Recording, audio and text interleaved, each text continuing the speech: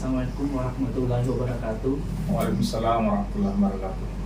Terima kasih Pak atas kesediaannya meluangkan waktunya untuk melakukan wawancara hari ini. Jadi kegiatan wawancara hari ini merupakan rangkaian dari pendidikan guru penggerak angkatan ke-7 yang sementara saya ikuti. Adapun topik dari wawancara kita hari ini berkaitan dengan pengambilan keputusan di sekolah, khususnya yang berkaitan dengan dilema etika. Baik Pak, jadi selama ini bagaimana Bapak dapat mengidentifikasi kasus-kasus yang merupakan dilema etika atau bujukan moral yang terjadi di sekolah ini? Terima kasih. Pada dasarnya kegiatan pendidikan di sekolah itu tidak lepas dari masalah yang ada. Proses pengidentifikasian masalah, entah itu dilema etika atau bujukan moral, saya melihat dari latar belakang masalah itu. Ketika masalah itu berbenturan dengan regulasi atau moderasi yang ada, maka saya klasifikasikan ke dalam pelanggaran terkait dengan masalah terkait dengan dilema etika. Tapi ketika itu berbenturan dengan kebijakan atau hati nurani yang berbenturan dengan hal itu, maka itu menjadi masalah terkait dengan bujukan moral. Jadi Bapak mengkategorikannya berdasarkan latar belakang dan moderasi yang ada. Selama menjadi kepala sekolah, bagaimana Bapak menjalankan pengambilan keputusan di sekolah ini, terutama untuk kasus-kasus di mana ada dua kepentingan yang sama-sama benar atau sama-sama mengandung nilai kebajikan? Pengambilan keputusan sebagai seorang pimpinan di sekolah itu, saya senantiasa melakukan dengan cara membangun komunikasi. Apapun masalahnya, apapun akar permasalahan itu, saya tetap mengkomunikasikan dengan teman-teman, khususnya di forum. Kenapa? Karena apabila suatu masalah diputuskan lebih dari satu orang, itu sudah bisa dipertanggungjawabkan. Oh ya, terima kasih. Jadi selama ini Bapak cenderung membangun komunikasi melalui forum di sekolah. Langkah-langkah atau prosedur seperti apa yang biasa Bapak lakukan selama ini? Kalau terkait dengan prosedur pengambilan keputusan terkait dengan hal itu, yang pertama tentu melihat latar belakang dari masalah itu dulu, kemudian mengidentifikasi masalah apa yang muncul, kemudian kedua tentu tidak lepas dari ketika masalah itu mau diputuskan, sebab akibatnya dan ending dari masalah itu berdampak seperti apa, sehingga apapun nanti bentuk keputusan yang diambil, insya Allah itu menjadi keputusan terbaik. Jadi diidentifikasi sebelum mengambil keputusan. Hal-hal apa saja yang selama ini Bapak anggap efektif dalam pengambilan keputusan pada kasus-kasus, khususnya kasus-kasus yang menyangkut dilema etika?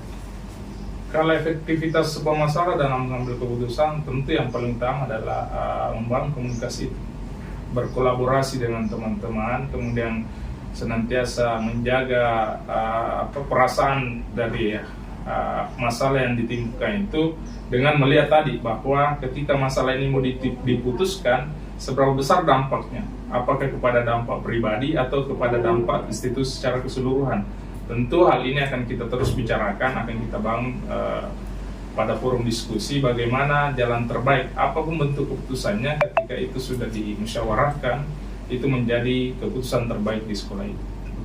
Jadi komunikasi, kolaborasi, kemudian kita memperhatikan dampak yang ada. Oke, makasih Pak. Jadi hal-hal apa saja yang selama ini merupakan tantangan dalam pengambilan keputusan, khususnya pada kasus-kasus dilema etika di sekolah, Pak?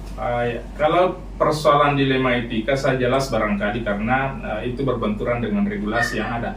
Tantangannya adalah seberapa patuh personil yang terjaring kepada permasalahan itu. Yang menjadi permasalahan besar ketika berkaitan dengan bujukan moral, karena ini berbenturan dengan perasaan. Karena ketika kita bicara perasaan, ini terkadang orang pasti ada merasa puas dan tidak puas. Itu yang menjadi tantangan terberat dalam pengambilan keputusan itu. Iya Pak. Jadi selama ini apakah Bapak memiliki jadwal tertentu dalam menyelesaikan kasus dilema etika, atau Bapak langsung menyelesaikan di tempat, atau ada jadwal untuk menyelesaikannya? Kalau persoalan terkait dengan dilema etika itu pasti terstruktur. Kita identifikasi dulu, kemudian kita jadwalkan seperti apa, kemudian langkah-langkah pengambilan keputusan seperti apa, dan terakhir adalah pengambilan keputusan itu sendiri. Adakah seseorang atau faktor-faktor apa yang selama ini mempermudah atau membantu Bapak dalam mengambil keputusan, khususnya kasus-kasus yang berkaitan dengan dilema etika ini? Kalau person tidak ada.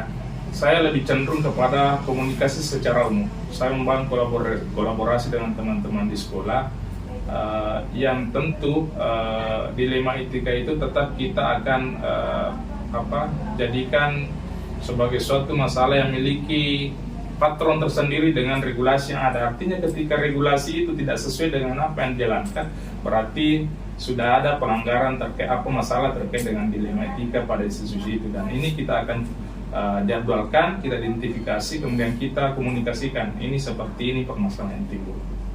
Jadi intinya di komunikasi. Iya. Komunikasi, Pak. Kemudian dari semua hal yang telah Bapak sampaikan tadi, pembelajaran apa kira-kira yang Bapak dapat petik dari pengalaman mengambil keputusan yang berkaitan dengan dilema etika selama ini?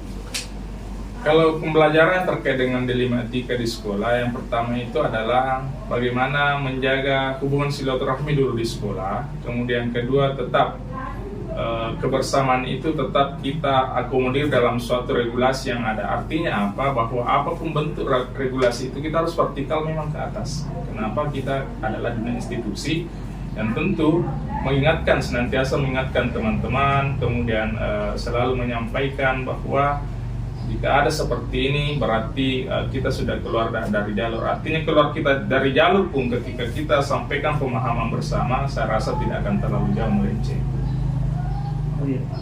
Makasih, Pak. Jadi berdasarkan wawancara tadi, jadi jika di sekolah Bapak ada terjadi dilema etika, berarti harus diidentifikasi latar belakang masalahnya seperti apa, diklasifikasikan masalahnya seperti apa, kemudian untuk menyelesaikannya itu membangun komunikasi melalui forum, perlunya adanya kolaborasi, kemudian melihat dampaknya sebelum dilema etika itu diputuskan. Oh iya, Pak.